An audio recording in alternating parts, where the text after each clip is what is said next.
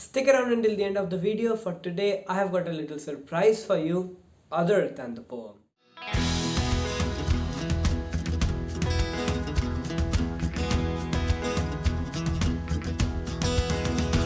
Hi everyone, I'm Sanchit Batra and welcome back to the Poetry Challenge, where I write a poem every week and then give an in-depth analysis of it and also tell what I as the poet mean in between the lines so that you can become a better literary critic or even a poet yourself.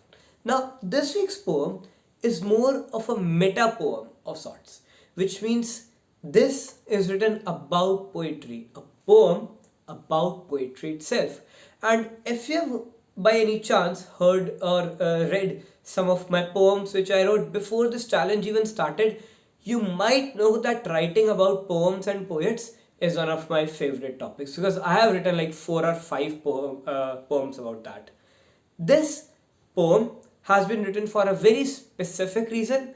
Why? I'll tell you at the end of the video. But until then, I think we should go through it once unobstructed, and the second reading, as we always do, we'll do the analysis. So let's start. Every stroke of every word, every piece of grassy turd, every stroke of inspiration played its role in the poet's world. Every ray and every spark, every cuckoo and every lark pens a word in the poet's poem so vivid that it leaves a timeless mark.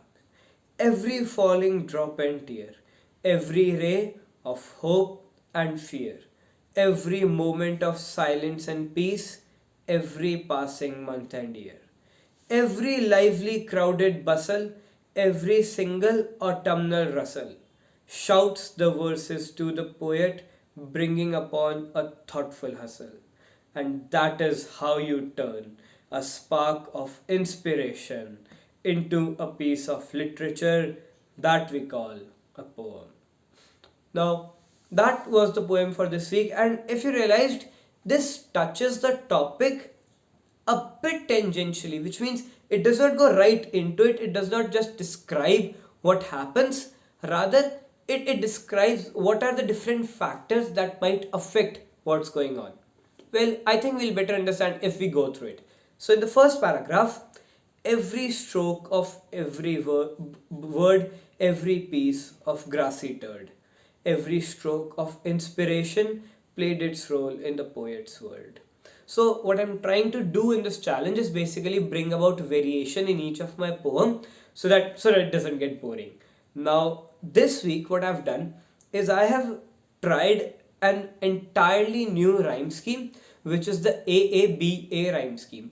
This is one of those schemes that I've never worked on. This is my first time working on it. So if like there's something you feel that's amiss, do tell me in the comment section. For this particular scheme, even I am a beginner. Now, in this paragraph, the first line does give a hint about what the poem is about. Every stroke of every word. When we say words, and especially when we stress on every stroke of it, we do mean there's a very thoughtful action going on that's related to words, and that is poetry in the context of this poem. Every piece of grassy turd, which means now we are describing a bit of the environment, one of the factors that might affect what goes into the poem, which is basically the grassy turd. And while the word grassy turd doesn't necessarily mean a patch of ground that's grassy, it has been put here to symbolically symbolize like the environment of a poet, the ground that the poet is currently sitting, standing, or lying on. Every stroke of inspiration played its role in the poet's world. So every stroke, every word, and every piece of grassy turd were two physical and material things. But the third thing that we have got here, every stroke of inspiration, is a more abstract entity that we are dealing with here. We are saying that although all of these physical things do impact the poem, the actual source lies in the inspiration. Even a stroke of inspiration might lead to an entire poem. Played its role in the poet's world, which is what I said. Everything plays their role in the world of a poet when he's like lost in his thoughts. Everything around him plays their individual role. Now, what I want to say here is that with this poem, I was a bit liberal with the rhyming, which means in each of my poems I'm very stressed. I stress a lot upon every paragraph where there should be a rhyme. It should be a very good rhyme, and it should be a rhyme that the reader doesn't have to find, and it should just flow with the poem. But with this poem, I allowed myself a bit of freedom. I allowed myself to change like a particular consonant sound or a particular vowel sound as long as it gets the job done. So, to give yourself a bit of freedom when you're writing anything, or not only writing but doing anything, allows you to have much of that creative space where you can then wander and check on your thoughts, which might have been restricted just due to the restrictions you put on yourself during the process. Moving on to the next paragraph. Every ray and every spark, every cuckoo and every lark pens a word in the poet's poem, so vivid that it leaves a timeless mark. Now, we say every ray and every spark. This line uses the words ray and spark to symbolize light, to symbolize brightness, which means that this might be a spark of curiosity, this might be a ray of hope, this might be, let's say, a glistening fire, this might be a simple spark on a log of wood. Because I remember once I wrote a poem which just came out of a log of wood that had been burnt and was just like glowing now after the fire was extinguished. And that single glow inspired a whole poem within me. So that's what I'm stressing upon here, that every cuckoo, every lark, every bird around you, every sound, every light, it affects the poem, it leads to a word, it pens a word in the poet's poem so vivid that it leaves a timeless mark. Means all these material things, now we do have the abstract thoughts going on here, but how do the material things help? Well, they help because they help give the poem a more vivid outlook, a more clear and imaginative outlook, where the actual physical situation can be described using imagery. Now, what you might be realizing through this poem is, as I told in one of my previous poems, nature is one of the topics I often stick to, and even though I might not be writing about it specifically, it does creep into the lines and the words. And that is what you might have been noticing: the grassy turd, the cuckoo, and the lark, and even further in the poem, the theme of nature and the different aspects of it do keep appearing prominently, right? So that was one of the observations even I get after I read the poem.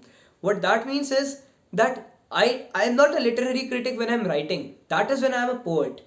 After I write and when I'm recording, that is when I become the critic. That is when I go through each line and remember that, okay, this is what I as the poet meant through it, right? So moving on to the next paragraph. Every falling drop and tear, every ray of hope and fear, every moment of silence and peace, every passing month and year. For this paragraph, while in the last two paragraphs the focus was a bit on the abstract part but mostly on the material aspect, for this particular paragraph we are completely into merging the less material part with the more material part seamlessly enough that the reader doesn't realize. So every falling drop and tear might symbolize moments of sadness, because we are using the words drop and tear, which might switch around to form teardrop. So it might symbolize sadness, it might symbolize cries of joy, but at the same time it might also symbolize rain. I recently wrote a poem about rain which I didn't feature in this challenge, but I did write it. So all of these poems that I have written, these gave me the idea for this poem. With every line you'll realize I can give you an example of how that particular thing inspired one of my poems. So that is what experience gives you. That is what doing a lot in a particular field gives you. It gives you a lot of examples to share when you are talking about what you have done.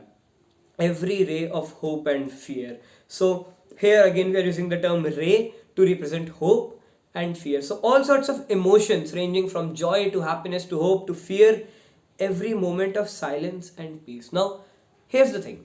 When you're writing a poem, what I have realized is that the best conditions for writing a poem is when the poet is sitting in absolute solitude, absolute silence, except there is a faint noise in the background. not prominent, it's in the background. The foreground is filled with silence. Now, that is what I have realized to be the best conditions for me to write a poem. Although, for this particular challenge, I often do not get these conditions, and that was basically the motive of this challenge, to not require them to write a poem, but rather to like imagine them in my mind and get the poem done. But if you have them, bonus point. Your poem will be 10 times better if you are in a solitude with a faint of noise in your ear. And that's what I'm saying. Every moment of silence and peace. And the next line, every passing month and year. Now when you're writing a poem, you often do not realize how time passes by.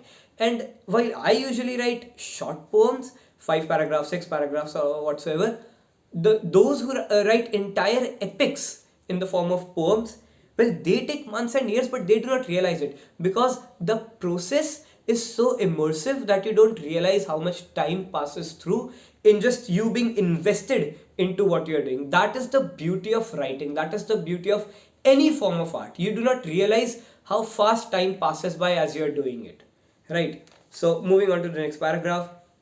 Every lively crowded bustle, every single autumnal rustle, shouts the verses to the poet, bringing upon a thoughtful hustle.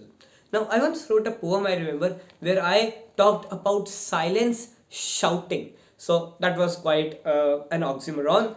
Now, but with this paragraph, I am reflecting upon that. While I told you that the perfect condition has a faint noise, the first line reflects that. It says, every lively crowded bustle, every single autumnal rustle, every rustling of the leaves, the dried leaves in autumn.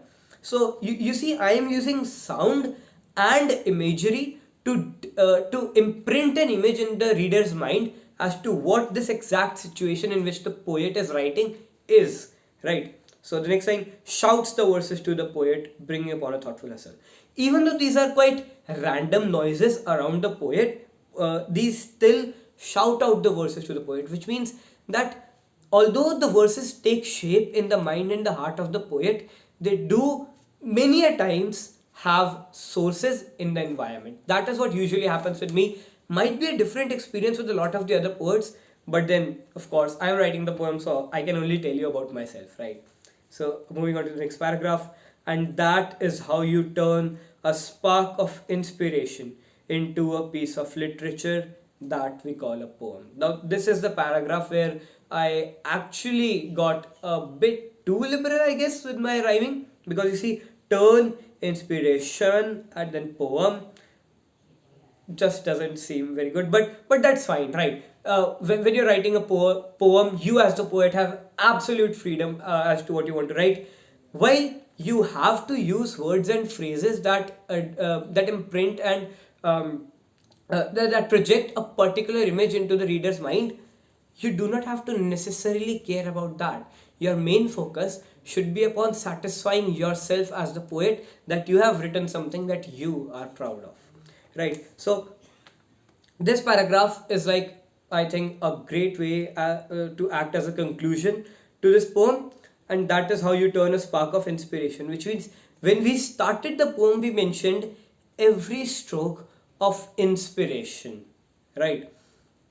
And into a piece of literature that we call a poem. So we are bringing that thing again in the last paragraph, which is that those strokes and those sparks of inspiration through this process that is described in this poem turn into a beautiful piece of literature that we call a poem.